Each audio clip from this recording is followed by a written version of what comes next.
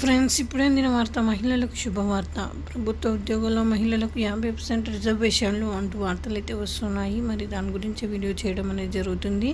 ఇది మంచి శుభవార్తనే కదండి. రిజర్వేషన్ 50% అంటే చూద్దాం. మరి వివరాలకు వెళ్ళే ముందు దయచేసి లైక్ చేసి, షేర్ చేసి, సబ్స్క్రైబ్ అయితే చేయండి ఫ్రెండ్స్.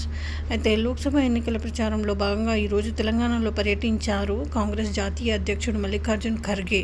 హైదరాబాద్లో ఏర్పాటు చేసిన మీడియా సమావేశంలో మాట్లాడిన ఆయన కేంద్రంలో అధికారంలో ఉన్న బీజేపీ పార్టీపై విమర్శలు దాడికి దిగారు.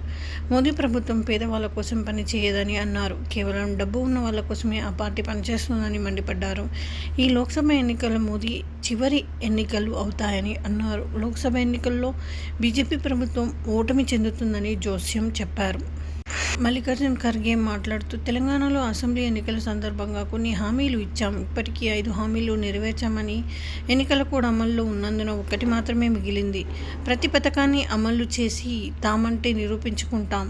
కాంగ్రెస్ అధ్యక్షుడిగా నేను మీకు హామీ ఇస్తున్నాను. మేము నెరవేర్చగల వాటిని మాత్రమే చెప్పాము అని అన్నారు. మోదీ ప్రభుత్వం హయాంలో దేశంలో నిరుద్యోగం పెరిగిపోయిందని అన్నారు. కేంద్రంలో కాంగ్రెస్ పార్టీ అధికారంలోకి రాగానే ప్రభుత్వంలో ఖాళీగా ఉన్న 30 లక్షల పోస్టులకు భర్తీ చేస్తామని అన్నారు. అలాగే ప్రభుత్వ ఉద్యోగాల్లో మహిళలకు 50% రిజర్వేషన్లు కల్పిస్తామని పేర్కొన్నారు. అసంఘటిత కార్మిక చట్టాలను పటిష్టం చేసేందుకు కృషి చేస్తామన్నారని అన్నారు. పేదల సంక్షేమమే కాంగ్రెస్ పార్టీ అజెండా అని, పెద్దల సంక్షేమం బీజేపీ అజెండా అని చురుకులు అంటించారు. ఈ విధంగా వార్తలు అయితే వస్తున్నాయి ఫ్రెండ్స్. Thanks for watching.